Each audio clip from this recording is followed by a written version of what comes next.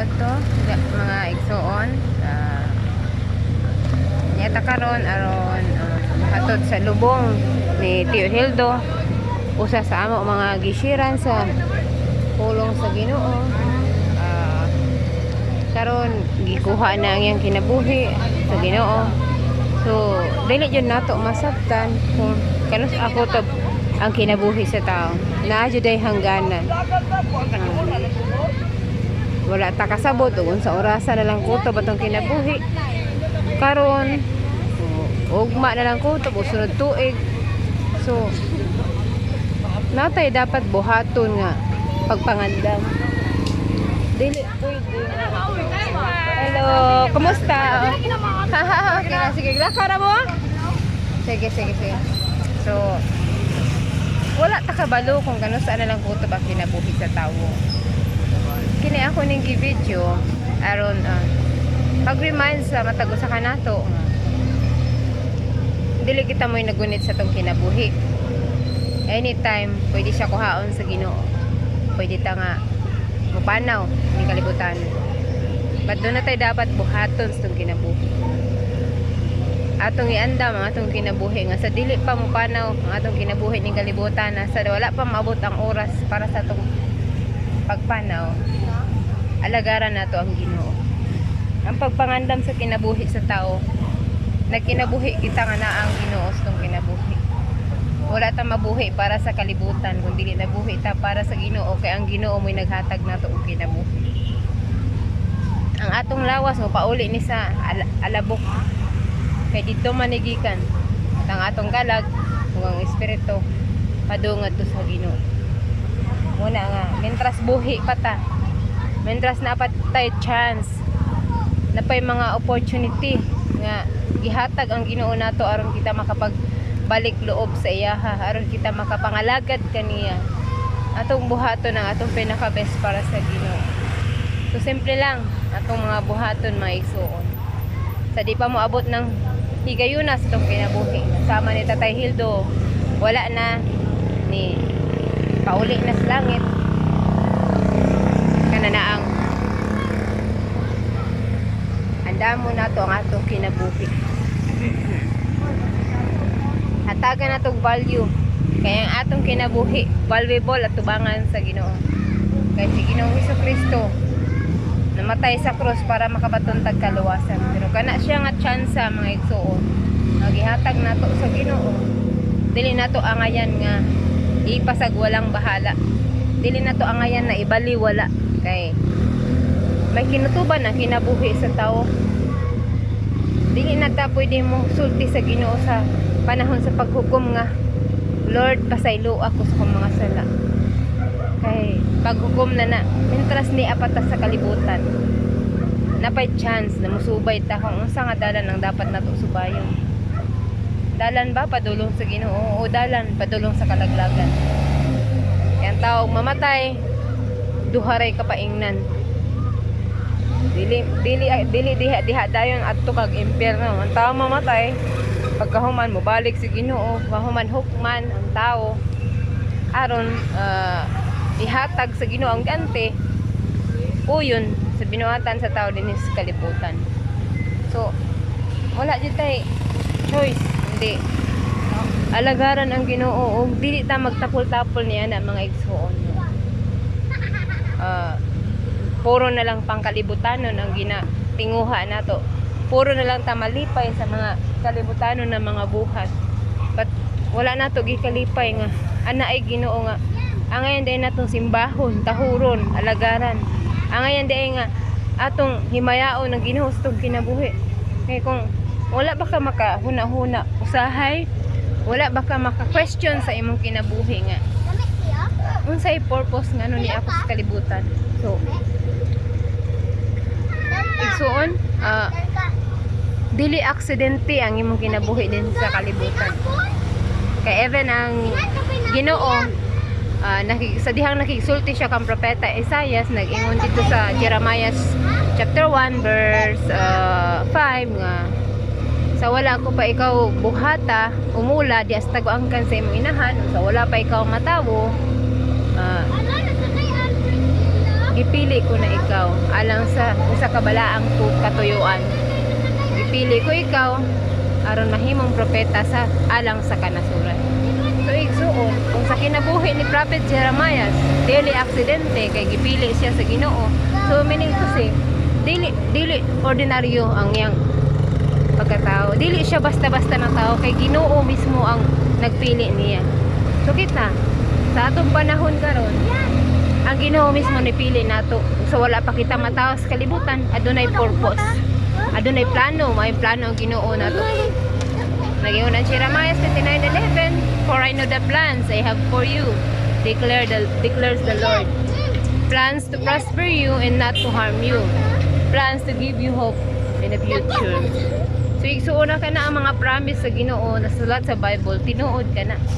Hatagan na to nagbilis sa itong kinabuhi. Hatagan na to value. Kaya ang tao ko, kung mamatay siya, wala na. Dili na pwede mabalik ang iyang kinabuhi. Muna nga, atong gamiton ang atong kinabuhi alang sa kahimayaan sa Ginoo. Masadihang diritas kalibutan, gipialanta niya sa mga butang. Iyang gisalig ka na to. O kana siya nga mga butang nga atong gipialan, masaligan ta igsuon. Ang buti pa sa buta na doon na tayo ganti nga nagpaabot nagiandam sa Ginoo alang sa matag-usa ka nato kung dili nato pariwara ang atong kinabuhi sa kalibutan. Kung unsa ang dagan sa kalibutan, unsa ang kadautan sa kalibutan, mausay atong ginasunod. Suon ang buti pa sa but nga panahon na para imulat nato atong mga mata, ablihan nato atong hunahuna og kasing-kasing alang sa Ginoo. Hatagan nato siya tsansa nga mulihok sa atong kinabuhi. Dili kita mo'y magkontrolar sa atong kinabuhi igsuon. Okay. Anytime pwede ta mawala ning kalibutan. Nya musugot ba lang di ay ta nga mawala ta ning kalibutan apan ang atong kinabuhi useless. Wala magamit sa Ginoo, wala na posli, walay ginansya ang Ginoo nato. Igsuon ang atong kinabuhi ang gihatag sa Ginoo, gibiyan nato ato gisalig niya sa ato atong gamiton alang sa kahimayaan, alang sa kaduganan. Sa unsang pamaagi nato kini gamiton? Pinaagi sa pagpangalagad kaniya mga igsoon. Pinaagi sa atong pagdawat, pag-ila, pagpasakop sa harian sa Dios. Pagdawat ni Ginoong Hesukristo isip atong Dios ug manluluwa sa atong kinabuhi. Pero kung wala ta maghatag og pagtagad sa pulong sa Ginoo, wala ta maghatag og kanang higayon sa Ginoo nga mulihok sa atong kinabuhi, Panginoon useless ay Ginoo ay mga maigsoon useless ang atong kinabuhi tubangan sa Ginoo. So wala gihatag na sa Ginoo ang tanan, Biblia naa nay mga missionary, pastors, mga magtutudlo sa pulong sa Ginoo. Pero ibaliwala sa uban. So dili na to hoton ang higayon na wala na jud chance. Wala na jud ikaduhang chance na mahitabo kay kining kinabuhi karon. Maison may giingon na today is the day of salvation. Dili unya, dili ugma kun dili karon. So dili na nato mintras pa hunaon na mo mga lagad na ba ko sa Ginoo, dili pa. So alagaran na gyud nato ang Ginoo karon pa lang kay kung dili ganita mo desisyon ana igsuon. Ang warning sa Ginoo is maadto sa kalaglagan ang tao nga nagdumili pag-ila sa Ginoo, nagdumili sa Ginoo. Dili usab kita ilhon sa Ginoo sa iyang harian kung dili nato siya ilhon din sa yuta. Dili nato tahuron ang iyang sugo, dili nato siya higugmaon sa tong kinabuhi. So dili nato ipagamit ang atong kinabuhi alang sa dautan na pagkinabuhi. Gamiton nato ang atong kinabuhi igsuon alang sa kahimayaan sa Ginoo, balaang pagkinabuhi, balanse. Kinahanglan po ta mahimong practical no bag. Kinahanglan sa atong pagkinabuhi matag adlaw. Ngita tag kwarta para mabuhi. Ang atong espiritu nangita usab ka nagpagkaon maiso na mo kana ang pulong sa Ginoo kay ang Mateo 4:4 nagingon nga dili lamang sa tinapay na mabuhi ang tao kundi sa matag pulong na nagagula sa baba sa Ginoo. So may ning to siya ang atong lawas mukaon ug kanon, ang atong espiritu mukaon sa pulong sa Ginoo. So sa akong pagligon sa pagtuo sa Ginoo, sa akong paglalom nato sa pagtuo sa Ginoo kung dili ta maminaw mo basa sa Biblia.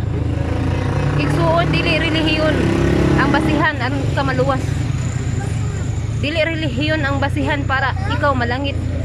Kundi ang imo mismo personal relationship sa Ginoo, ang imong pagdawat ug pag-ila, pagtahod sa Ginoo sa imong kinabuhi. Munay magdala ka nimo padulong sa kinabuhi nga walay katapusan.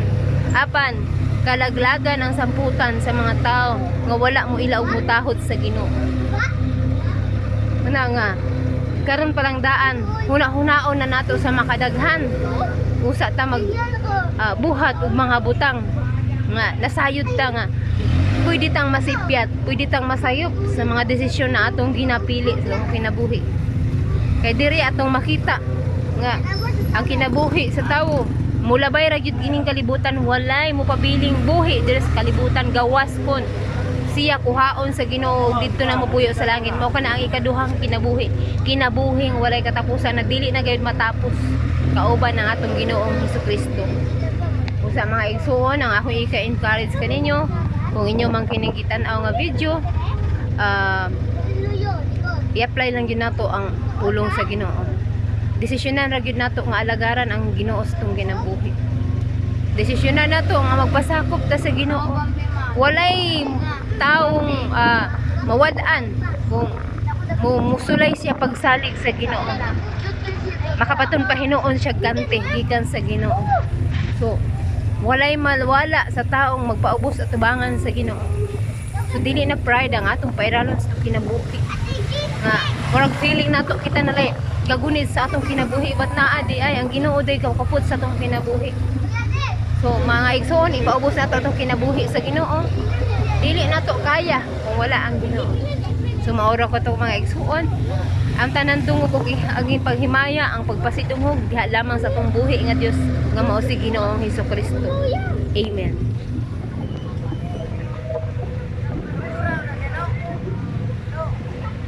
Hi.